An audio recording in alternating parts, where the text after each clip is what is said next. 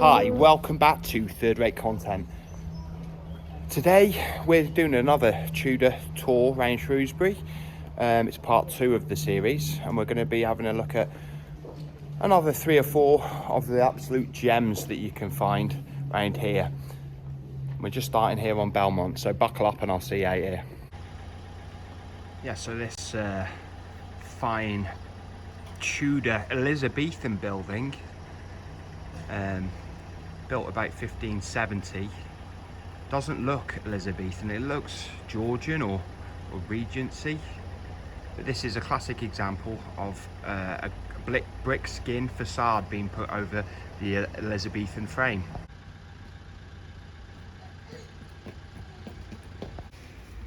As you can see, it's a building of 2 faces. The brick skin was added in about 1790, and it also had an extra sort of dormer floor added, as you can see running down here. It was a complete overhaul. Yeah, the building was owned by a Mr. Hall, who had an auction house not far away on Milk Street.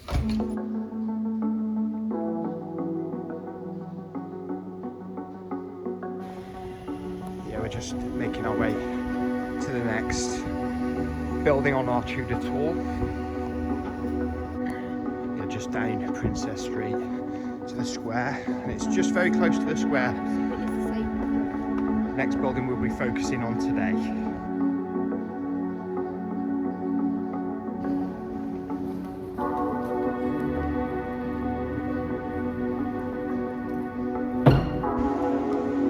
Bit of a market on. I think they do local markets most Fridays in the square, which is nice to see this traditions being upheld, because the market was in the square from 1271 when it moved from St. Alkmund's.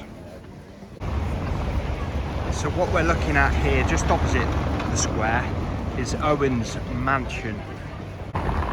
Yeah, Owens Mansion was built, or commissioned to be built, by Richard Owen, who was a prestigious cloth merchant, wool merchant particularly, in Shrewsbury in the 1500s, in the Elizabethan period.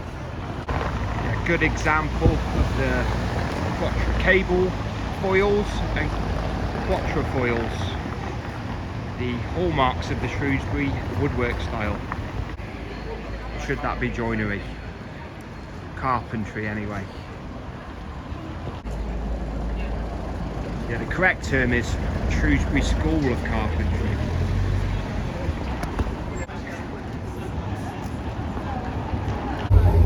Very, very richly decorated, but then the man who had it built was very rich through wool. Yeah, this is actually called cable moulding. You can see why. The 20th century writer on art and architecture, Sir Nicholas Pevsner, called the grandest timber framed house in Shrewsbury, and that's some title when you think of the timber framed houses that are in Shrewsbury. This being the grandest, according to the expert, really does say a lot about the building's scale and ambition. But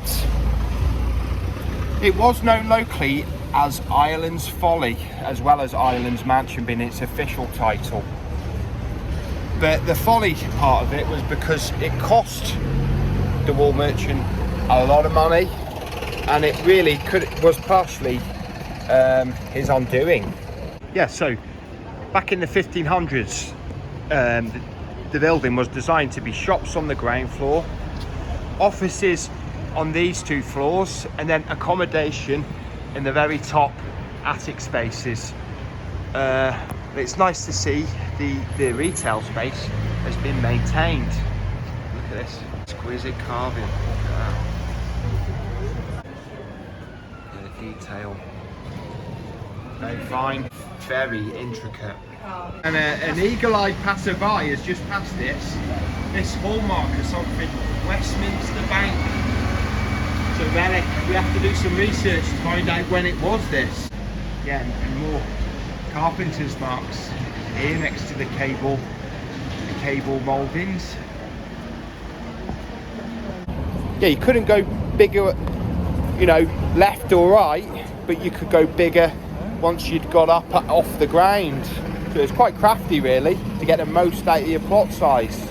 Yeah, so we're going to be leaving High Street now and heading up Pride Hill to our next Tudor building of Shrewsbury.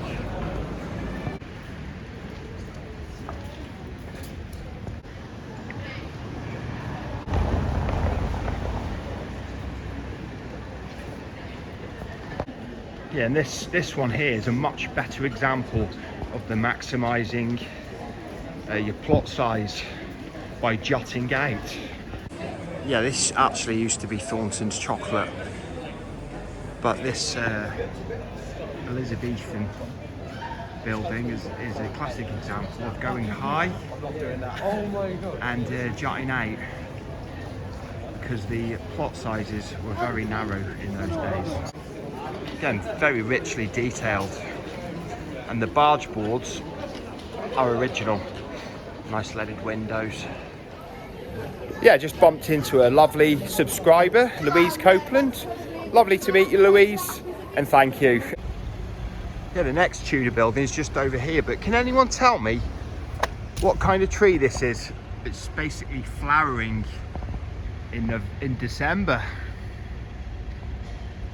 Because I must say, it is very cold today. It's been quite mild up to now, and just as of today, it's December the 2nd, and I'm really feeling the cold weather now, which is, like I say, par for the course in winter. And our final stop on our Tudor tour of Shrewsbury today is Drapers Hall, here just off St Mary's Street. Yeah, another fine Tudor building that was built with the proceeds of wool, when Shrewsbury was a wool mecca of its day. Yeah, the Drapers of Shrewsbury were the top tradesmen of their day. They dominated the shearmen and the shoemakers.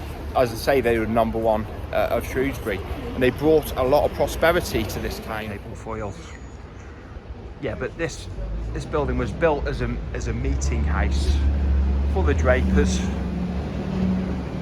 in 1577 to 1578.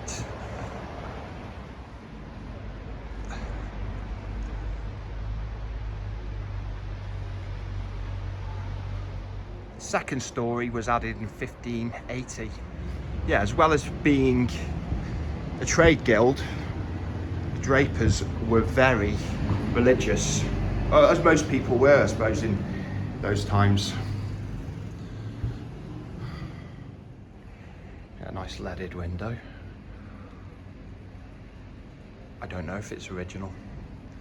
It could be, but if it is a replacement, it's an old replacement. Of course, the Tudor period fell between the years of 1485 and 1603, the reigns of King Henry VII and Elizabeth I. Look. Yes, we had a very little look at the interior of Drapers. We're just going to finish the video up by calling in just across the road from the Drapers Hall at a church that we have been to before, and we did say while we were there we'd probably call back again at a later date.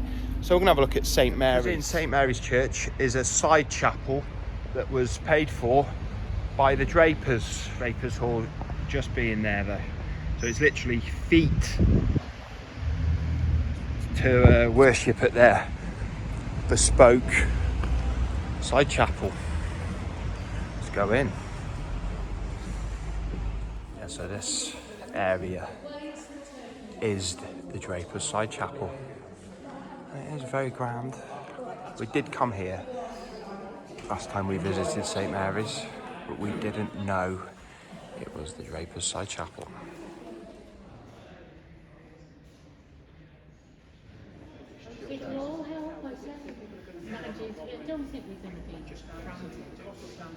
My friend said, what are you doing? I said, I'm bouncing on a card shop.